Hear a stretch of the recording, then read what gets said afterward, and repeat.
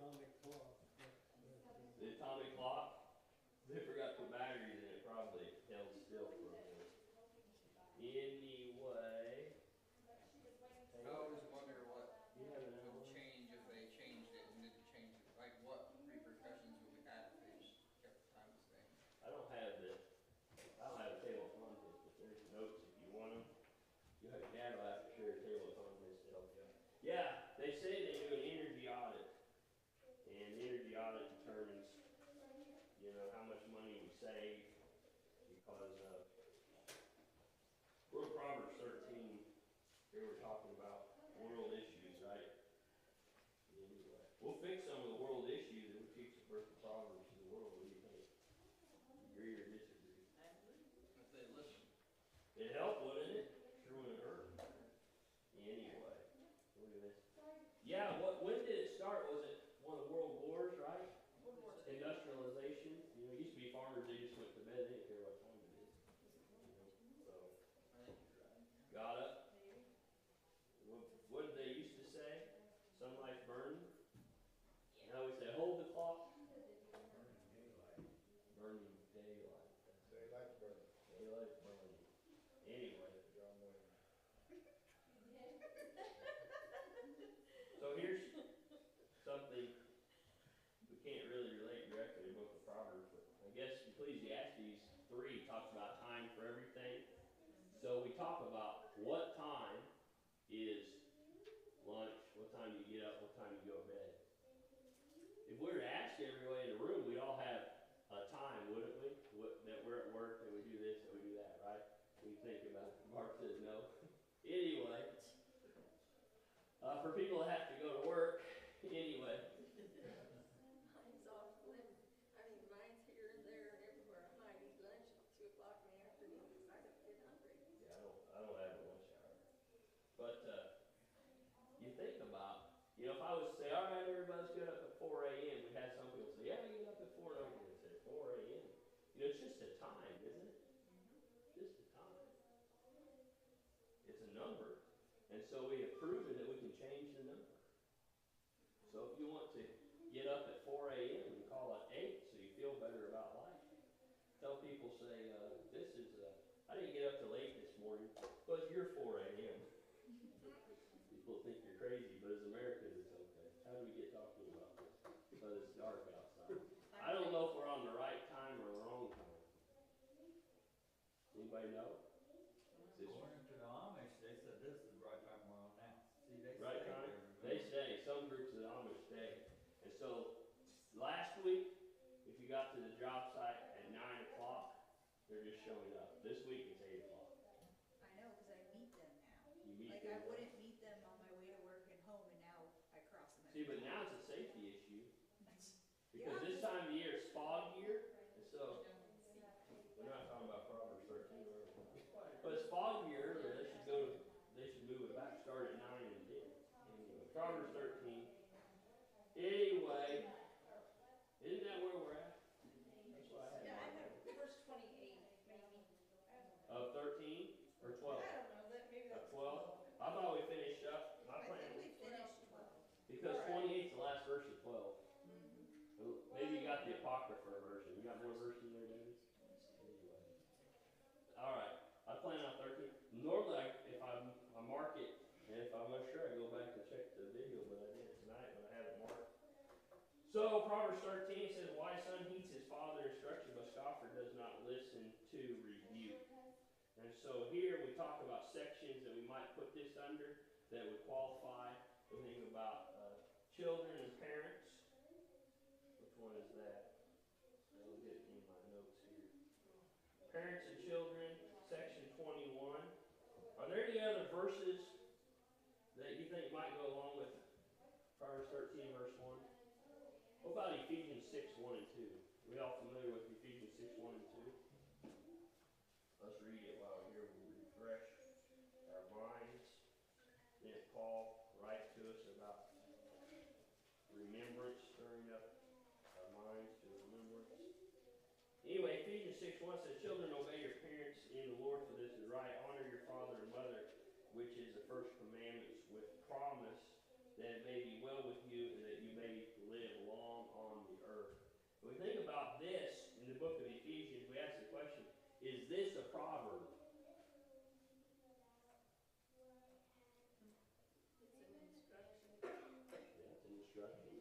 What is a proverb? What's a proverb? A guide. A guide, right? A lot of times we think about one definition, a short, pithy sentence that teaches a moral truth. Okay, it's more than a sentence, right? But it's a statement. So it's several verses. And so you say, absolutely. Paul wrote some wisdom, lots of wisdom, but here we talk about wisdom literature, Proverbs. And so we see this, we go back and forth from Proverbs 13. It says, a wise son heeds his father's instruction. Then we look at the Ephesians writer, he says, children obey. And so we said just a minute ago, somebody said that Ephesians is a what? Not a suggestion, but a command.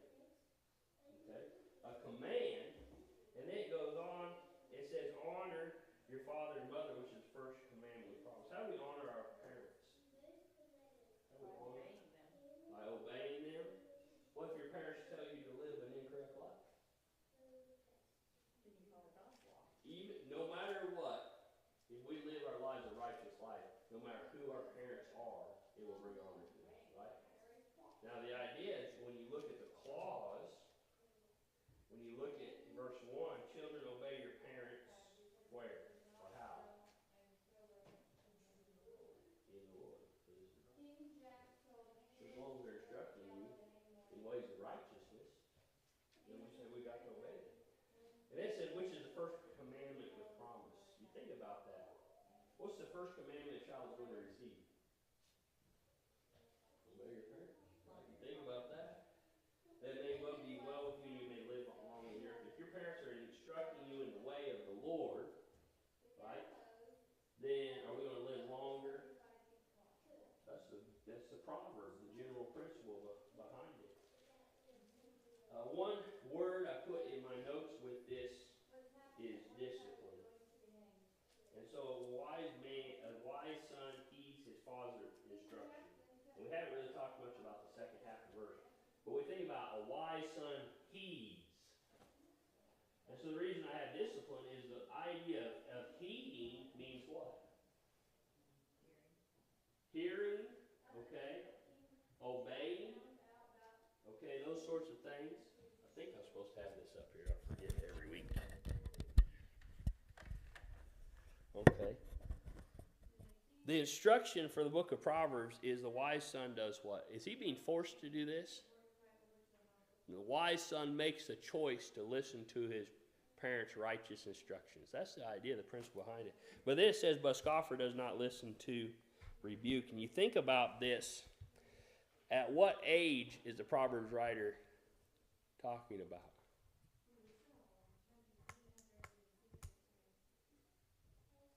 As long as you got a person who is elder and they're imparting wisdom, should we pay attention and listen? You know? Are there times in our life when we need more instruction than others? Absolutely. But then it says a scoffer does not listen to rebuke. You look at this, here we have in the first half of the verse we have instruction. The second half is what? Rebuke. You think about that. A wise son would listen to instruction. A scoffer is going to be what? Rebuked. Okay. And so when you look at these words in the context and what they mean, and we see they're similar, but we see that the scoffers going to be more severe. Go back to Proverbs 1 verse 22. Proverbs 1:22. It says, how long, you simple ones, will you love simplicity? For scorners delight in their scorning, and fools hate knowledge. Does that go hand in hand with what we're talking about? I think it does. Go to 1 Samuel 2. And here, and I'll tell you, I'm torn, because I think there's a lot of biblical examples. I'm torn between the pace at which we should go through this. We're almost halfway through the book. And I think that actually we're going to excel. Our pace is going to pick up a little bit here, so I don't want to drag along. But when you go to 1 Samuel 2 and verse 25, it says, if one man sins against another, God will judge him, but if a man sins against the Lord, who will intercede for him. Nevertheless, they did not heed the voice of their father, because the Lord desired to kill them. One verse in a larger context. If this were Jeopardy, what are we talking about? Who is Eli? Okay. Who we're talking about. Go back to verse 22. It says, now Eli was very old, and he heard everything his son did to Israel, and how they lay with the women who assembled at the door of the tabernacle of meeting. So he said to them, why do you do such things? For I hear of your evil dealings from all the people. No, my sons, for it is not a good report that I hear you make the Lord's people transgress. If one man sins against another, God will judge him. Who was the man that was sinning against the other? Eli's sons were causing Israel to sin. But if a man sins against the Lord, who will intercede for him? Nevertheless, they did not heed the voice of their father, because the Lord desired to kill them. Who didn't heed the voice of their father? Eli's sons. They were scorners, and they were being rebuked. And this is an example of this. And so, when you look at that, jump ahead to chapter 4. Look at verse 17. Chapter 4, verse 17. So the messenger answered and said, Israel has fled before the Philistines, and there has been a great slaughter among the people. Also your 2 sons are dead, and the ark of God has been captured. What happened to his 2 sons? Why? Okay, they were disobedient. Because they were scorners. They wouldn't heed the voice of their fathers. We always have examples of this. So I put this under sections 18 and section 22 in my notes here. And so the 2 sections here are home life. No, excuse me. Let me get to the right place here.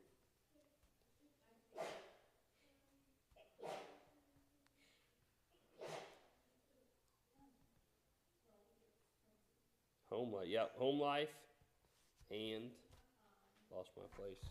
Getting back in the rhythm. And parents and children. Any questions or comments? All right, we'll go back to Proverbs 13. Proverbs 13, verse 2. And we're going to take verses 2 and 3 together. It says, a man shall eat well by the fruit of his mouth, but the soul of the unfruitful feeds on violence. He who guards his mouth preserves his life, but he who opens wide his lips shall have destruction. What's the topic that comes to mind first? Speech. The speech. Okay. Use good sense and speech. Good sense and speech. And so, when you look at verse 2, a man will eat well by the fruit of his mouth. And so, does what we say affect how we live? Yeah, it does. And so we could talk about business, relationships, friendships in this. And so, when you look at the second half, but the soul of the unfaithful feeds on what? Violence. What are we talking about? 2 different people that are backbiters versus those that aren't. He who guards his mouth preserves what? His life. Okay. And so, my parents said it, and yours probably did too. If you don't have anything nice to say, what? Yeah. Is that a principle taught from the book of Proverbs? It really, yeah. Sometimes are there difficult things that have to be said, but you've got to say them from the right motive, right? You think about that. But he who opens wide his lips shall have destruction. Let's go to Psalm 39 and verse 1. Psalm 39, verse 1. Psalm 39.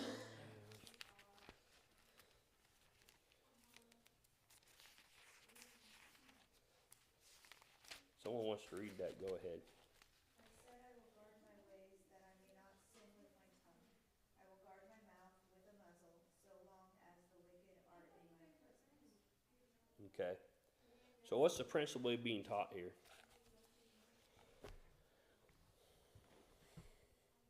He was guarding his ways. How?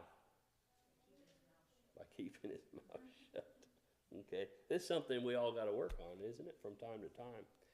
And so, while the wicked are before me, you think about that. The wicked, while the wicked are before you, what are people going to constantly be looking to do to Christians? Yeah, persecute them, trip them up in what they say. You know, I saw a news clip right now, and I saw a news clip this morning. We've got a new Speaker of the House, right? And right now, if you get on and were to look at some of the things that are being said, one of the concerns is that this man says that his worldview is the Bible. They say, how do you get your worldview? The Bible. And so he's being ridiculed for that, okay? And so, anyway, we're not trying to get political and talk about politics here, but when you go back and you look at Proverbs, or Psalm 39, verse 1, what are we talking about guarding our mouths around? We have to walk in wisdom, say the right thing, because the people that are against Christianity are going to be trying to find a way to trip us up for what we say. And from time to time, we're going to say the wrong thing. But this man, he's going to have to be very careful because his values are being, his biblical values are being attacked. Okay. And so we think about that. Go to James 1 real quick while we're talking about the tongue here. There's several verses in the book of James that talk about the James. And sometimes the book of James is called the Proverbs or wisdom literature of the New Testament. And so James is probably, or described to some as the most practical book in the New Testament. It covers so many basic Christian principles. When you go to James chapter 1, verse 26, somebody go ahead and read that. Any man among you seem to be religious, and bridleth not his tongue, but deceiveth his own heart. This man's religion is vain. Okay. Think about the principle of they shall know you by your fruits. Right? What's one fruit? What we say. Okay. Go to, while we're here, go James 3, verses 5 and 6. James 3, 5 and 6. If anybody would like to read, go ahead. Even so, the tongue is a little member and boasts great things. See how great a forest a little fire kindles? And the tongue is a fire, a wool of iniquity. The tongue is so set among our members that it defiles the whole body. It sets on fire the course of nature, and it is set on fire by hell. Okay, so we look at these two verses, and we could read this whole section of scriptures in here. And so the tongue is a what? Fire. Fire. The first verse says it's a little member. Okay. I've never weighed my tongue, but I would guess in comparison to the rest of me, Andy, you can't have it. Anyway, it's a small part of our bodies, right? But it says, as Andy said, it's what? See how great a forest a little fire kindles. Right? It's a great fire, so we've got to be careful. We jump to verse 8. No man can tame the tongue, is unruly evil, full of deadly poison. Is that true? That no one can tame the tongue? It's hard to, no human can. No human can? No, you're fine. I think the only way to tame it is reading the Bible.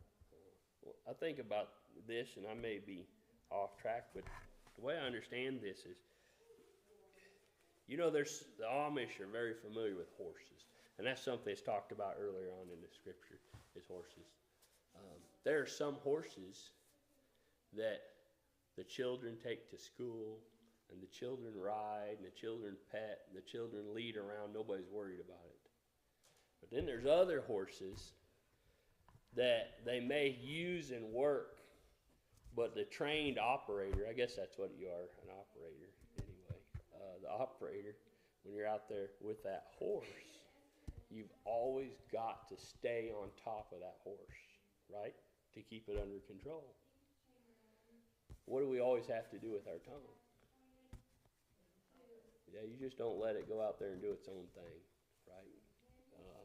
You got to stay on top of it. And sometimes we've got to use the bit to pull it back in, right? That's the principle.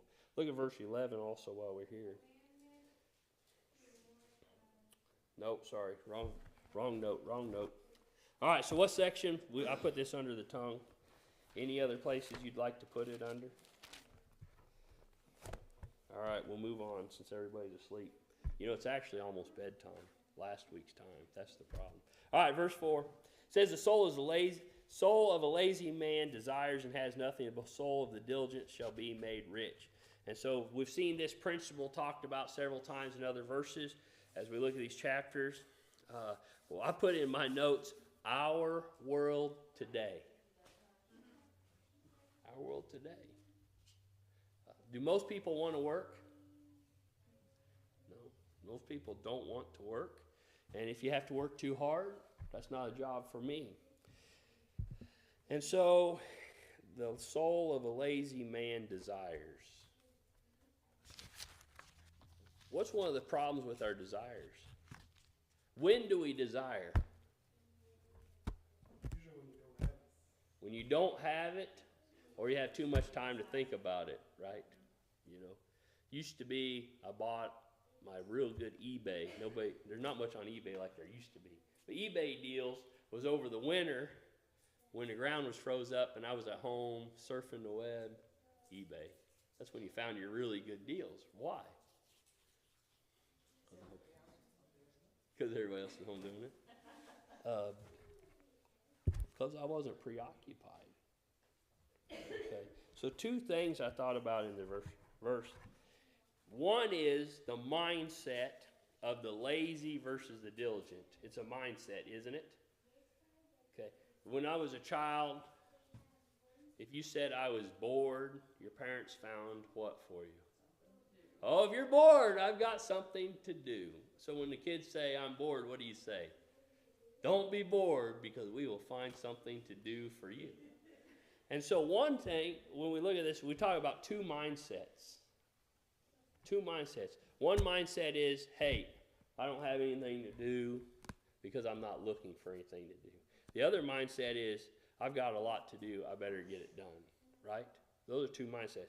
The other one is, if I don't have anything to do, where's my mind going to go? Where it shouldn't, right? And so we say, a lazy man desires and has nothing. Well, I wish I had that.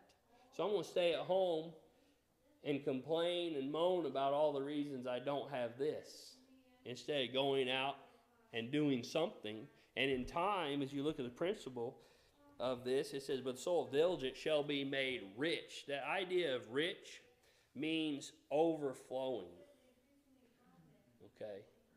To be filled. You know, think about brim full. We talk about the idea of abundance here.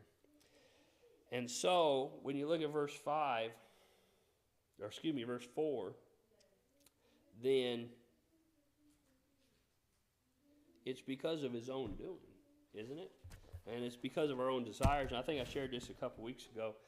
Something I heard, a little saying that says, only a lazy person rests before they're tired. When I got to this verse, I remember that again. Only a lazy person rests before they're tired. And so what sections of Scripture, or what sections in your table of contents might you put this under? 13, industry and laziness. 12, poverty and wealth. And when you look at 12 and 13, you look at poverty versus wealth. We see this in the verse. What do we also see? Industry versus laziness. Poverty and laziness go hand in hand, don't they? Oftentimes. How does that correlate with work smarter, not harder? Work smarter, not harder? Yeah, how does that? You know what I'm saying, right? Yeah. The smart person's going to be smart enough to know how to do it, to be more efficient at it, Yeah. than the lazy person that doesn't want to get up and even try to begin with. Yeah. You think about that. The person that wants to work smarter, not harder, they say, I got to work smarter so I can get twice as much done as the other guy. You know. Now, not everybody's that way. But you can't work harder and be industrious at the same time.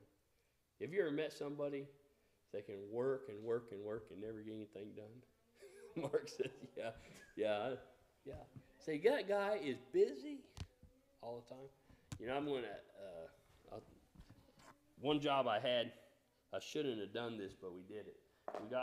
We had production quotas, and when we would met production, we constantly met production, and we didn't have any problem with that. But the production was oftentimes low as far as the way that their scale worked. Anyway, but we had one supervisor that liked to ride you, and so we would put out our quota every day. And some things we couldn't put out enough quota of. We couldn't make quota because they had the same quota no matter what the part was. We had some parts we could make in 7 minutes, and some parts took 2 hours. It was the same quota. So we learned the system, and so we would take the real easy parts and stockpile those. So when we had the complicated parts, we could make 4 of those a day, put those out, then take the easy parts and put 4 of those out and make quota. And we had a boss that liked to make sure that we were, I guess, doing what we were supposed to, because he always thought we weren't. And so one day we made a part, we put the pieces in the jig, and you'd weld one side, you'd grind all the welds off, you'd flip it over, weld the other side, grind them off, take the part up, lean it, or put it on the pallet. Well, so he came back, so we would put the parts in, we'd weld one side, grind them off, flip it over, weld it, grind it off, flip it over, weld it, grind them off. We'd do that several times, and then we'd take the part off the table. And we'd put the next one on, weld one side, grind it off, flip it over, weld one side, grind it off, flip it over, re-weld it, grind it off. We'd do that several times. And he's like, man, you guys are fast. But we weren't putting out any parts because we were doing the same weld over and over and over again, just keep grinding it back off. And so, but I'm not saying what we did was right. That was a long time ago. I was only 18 at the time. But the idea was we were very industrious, but we didn't get anything done. Anyway, so, yeah. So I don't know if that answered your question, but we need to don't do that. That was taking advantage of my company, I guess. Verse 5 and 6 we'll take together. It says, a righteous man hates lying, but a wicked man is loathsome and comes to shame. Righteousness guards him whose way is blameless, but wickedness overthrows the sinner. And so here, as we look at this, we think about the principle of the sections we've added. We think about the joy or fulfilled life, or salvation in God, or deliverance from these verses. Because we see righteous man hates lying, a sin of the tongue again, but the wicked. So we have righteousness versus wickedness. Man is loathsome and comes to shame. The word loathsome, I can't even say it. If I could say it, it means shameful. And so when you read this, it means a wicked man is shameful and comes to shame. And so another translation would be disgrace. A disgraceful man comes to shame. You think about that. What's a disgrace?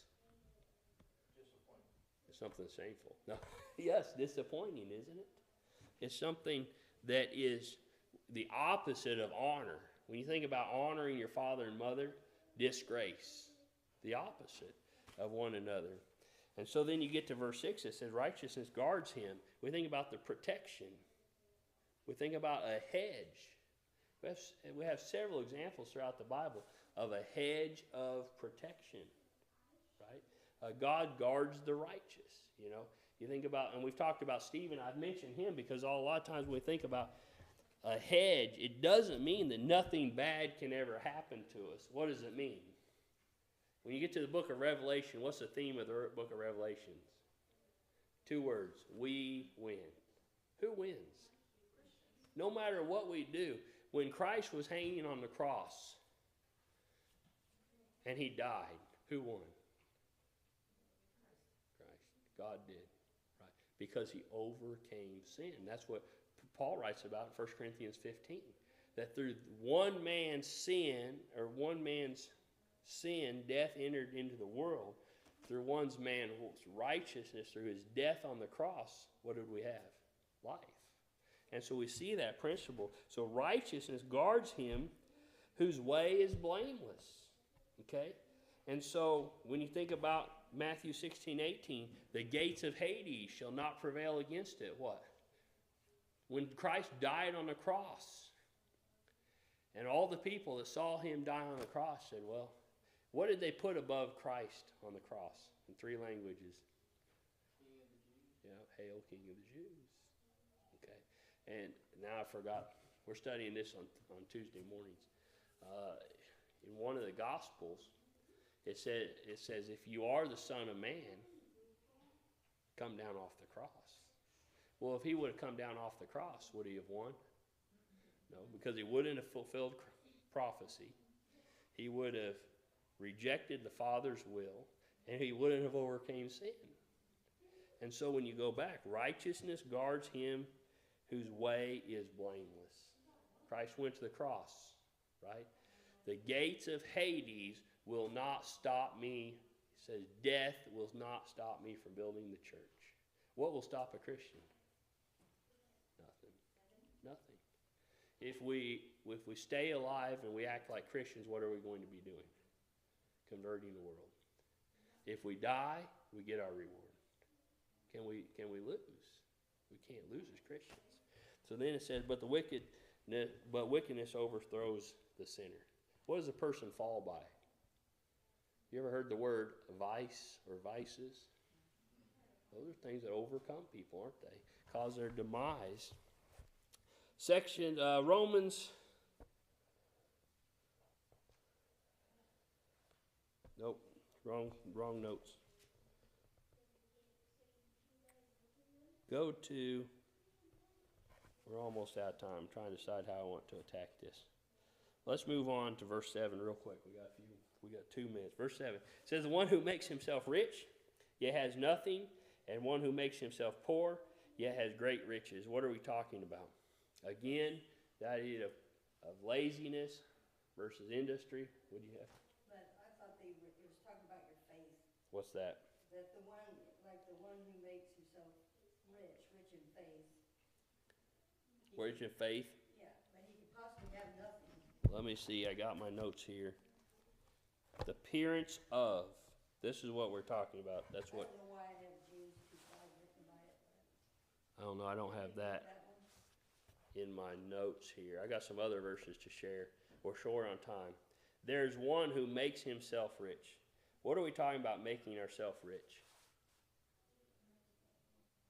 Better translation is one who makes himself appear as rich. Pretends. That's a good translation. Yet has nothing. What are we talking about? I had James 2:5.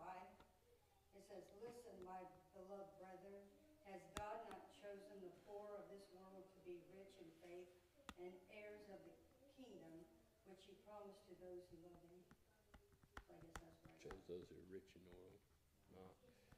This is talking about, in contrast, it says, one who makes himself poor yet has great riches. This is about appearances. Okay. There's a British show, Keeping Up Appearances. You ever seen it? What's it about? You haven't watched British TV? Is it? You haven't seen that one? Bard's seen it? What's her name? You remember? What do their neighbors call her? You remember?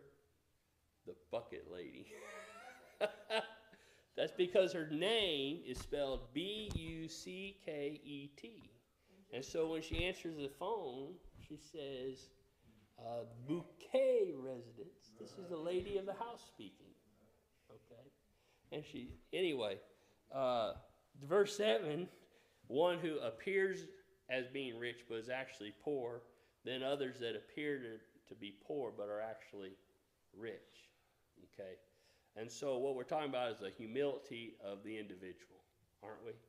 And there's some in this world that are going to try to exalt themselves above who they are or what they're supposed to be. And what gain is there of that? They think so. What are the two professions? Politics. Yeah, what are the two professions that statistically it costs the most money and where you live above your means to keep up your standard of life? Do you remember what they are? Was it in the Dave Ramsey program or was it somewhere else I saw it? Doctors and lawyers. They make good money, but they often drive European cars, live in large houses, and do a lot of things that keep up the appearances. And though they have a great cash flow, they say oftentimes, statistically speaking, those are the two highest professions to be upside down. Now, what is, they say, the number one profession to be financially stable? Teacher. They say a janitor, custodian. Because it says the most likely millionaire would be a teacher. teacher. That's what studies got out. Yeah. And so you got someone, and it's a mindset, right? It's a mindset. It's not just about money, but this is talking about one who makes himself appears to be rich, yet he has nothing. And there's some who make himself to be poor, but they have great riches. When you think about Philippians 2, verses 5 through 8, what does it tell us about Christ?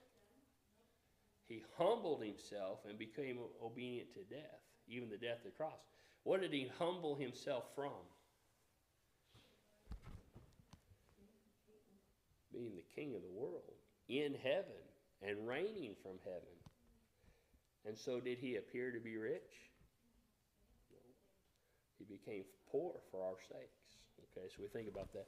I took a little extra time. I apologize for that. We'll pick up in verse 7 next week. We're in verse 7. We're going to finish. I've got some verses to share regarding verse 7. Okay. So,